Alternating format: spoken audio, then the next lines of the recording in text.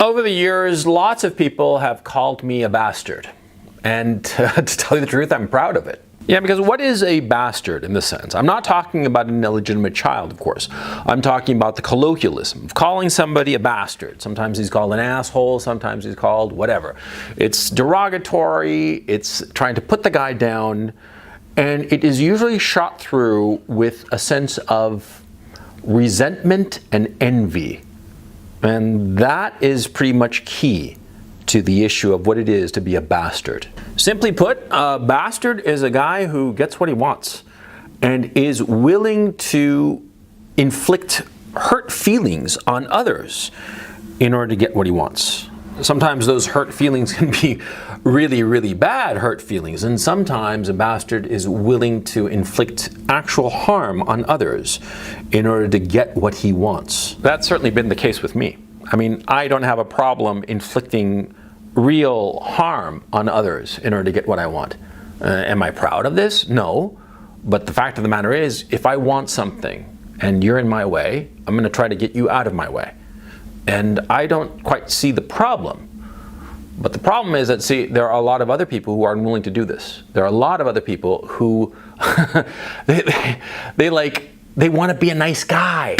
And I'm not willing to be the nice guy. Yeah, because that's the thing. You see, in order to get what you want, a lot of times you have to prevent others from achieving it too, or you have to simply shove somebody else out of your way, somebody else's needs and desires out of your way in order to achieve your goal, right?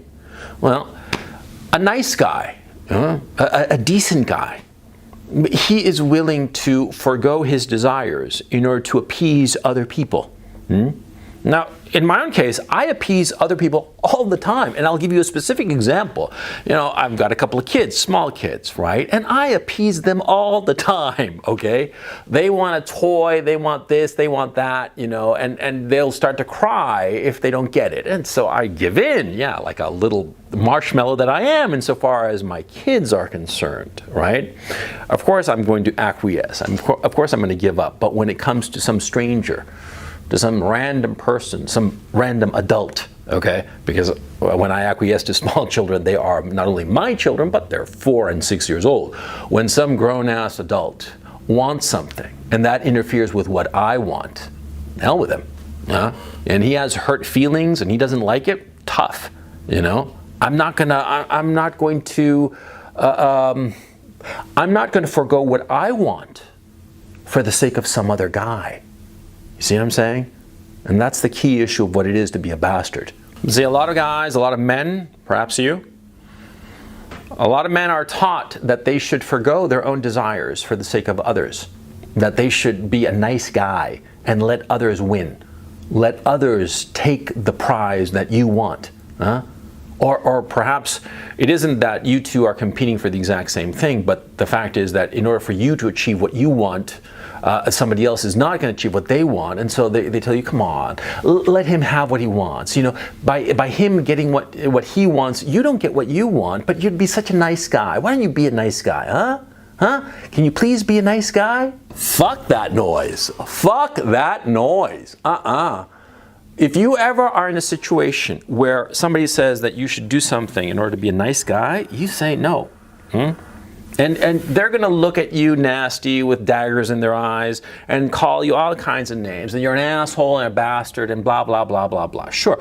But who cares about these people? These people who call you these names? Are they your friends? They're your real friends? Because your real friends want you to succeed. Your real friends want you to achieve your objective, to achieve your desires. If some random other person that you know casually wants you to forgo your desires so that they can achieve theirs, there's nothing to debate, right? But if they played that nice guy card, and you insist that you're a nice guy and you want to be a nice guy, then that's where trouble starts, right? Or rather, that's where trouble ends. That's the trouble. The trouble is that you want to be more of a nice guy than achieve your goals. And so, you got to make up your mind, because it's one or the other. You cannot be a nice guy and achieve the things that you want out of life. It's just not possible, okay? You want everybody to like you, and that's perfectly fine. There are some guys who need everybody around them to like them, so that everybody around them, no matter how random, no matter how tenuous the relationship, thinks that he's a wonderful guy. That's perfectly fine. If your ambition is to be liked by everyone, then sure, go ahead, forego your ambitions, be the nice guy. Yeah. But if you want things that are important and that are hard to get, then you're going to have to be a bastard. You're going to have to inflict hurt feelings on others. And sometimes a lot of hurt feelings. And sometimes it's not just hurt feelings, it's hurt, like real, actual damage to somebody else in order to get what you want. Because that's the way of life. Because life is a competition. Survival of the fittest. It's not complicated. Yeah? We are all struggling to survive. We are all struggling to achieve the things that we want. And they say it's a dog-eat world out there, a dog-eat-dog world out there. Fucking A, it's a dog-eat-dog world out there. And you have to be tough. And yes, sure, of course, when you inflict damage on somebody else, when you inflict hurt feelings or outright hurt on somebody else, yeah, of course you feel bad, but you feel so much better when you achieve what you wanted now, don't you? It's worth the hurt feelings of others, especially the hurt feelings of strangers. Who cares? Yeah, but in this contemporary culture, we're taught that, other people's feelings are so important. They are so much more important than you getting what you want. So you should not get what you want. You should just lie down like a good cuck and let others have the good feeling of getting what they want, and you just take it. Yeah, just bend over. Don't worry, they're going to grease the strap-on. They're going to stick into you. Don't worry. Yeah, it'll be lubed up. You'll hardly feel a thing. Yeah, fuck that noise. So fuck that noise. Fuck it, fuck that noise. How could I put it? I remember the exact moment when I sort of consciously decided to be a bastard. Yeah, it's really weird if you think about it, because for most guys, most bastards, let me rephrase that, most bastards, they don't recall the specific instance, the specific moment, but I do, okay? It was actually quite memorable. See, what happened was that back when I was 20, I was teaching English as a foreign language, right? And one of my students was studying some tourism shit, right? And she had an assignment. She had to translate an article from the National Geographic from English into Spanish, okay? And somehow she roped me into doing it for her, right? And it wasn't long, it was maybe 4 pages, but I'm doing it, right?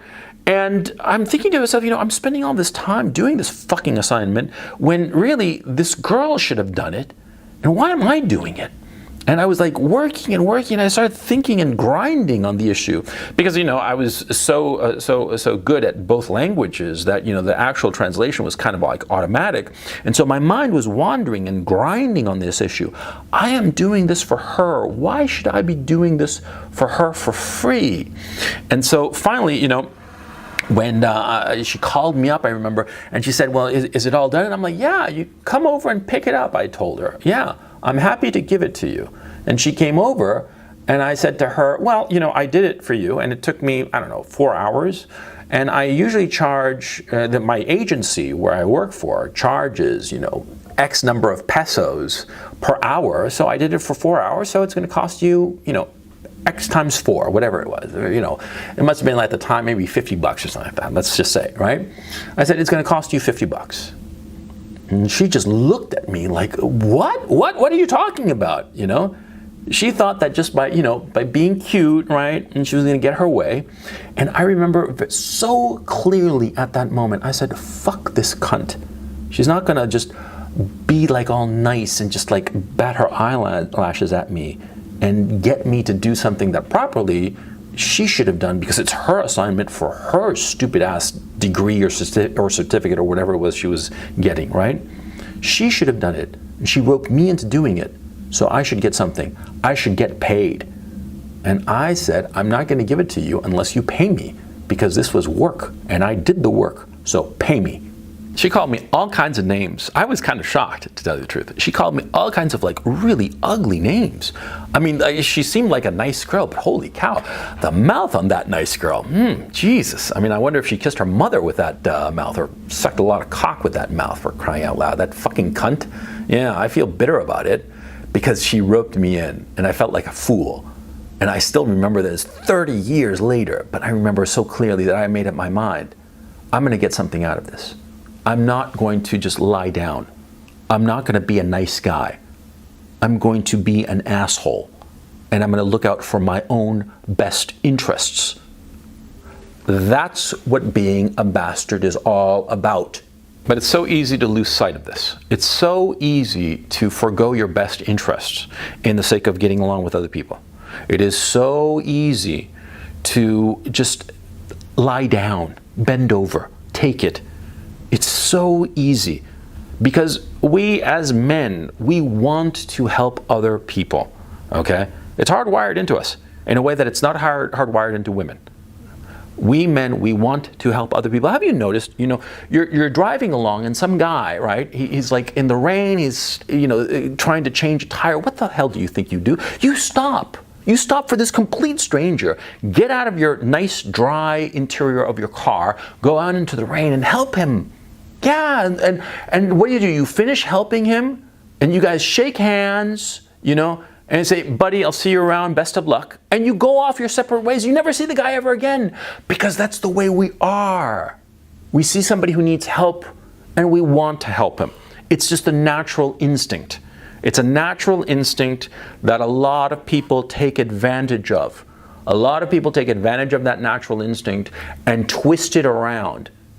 And they turn you into a passive chump. Don't be that way. Don't be the passive chump. Yeah. You feel that you're being taken advantage of? Stick up for yourself. Yeah. And of course, it's going to be unpleasant. Yeah. That girl that I did that assignment for, you have no idea. It was embarrassing at the time. Thank goodness it was just the two of us alone. And it shames me a bit to admit it now, 30 years later, but I was kind of quaking. My voice was trembling when I was bringing this. And she was ferocious. She was pissed.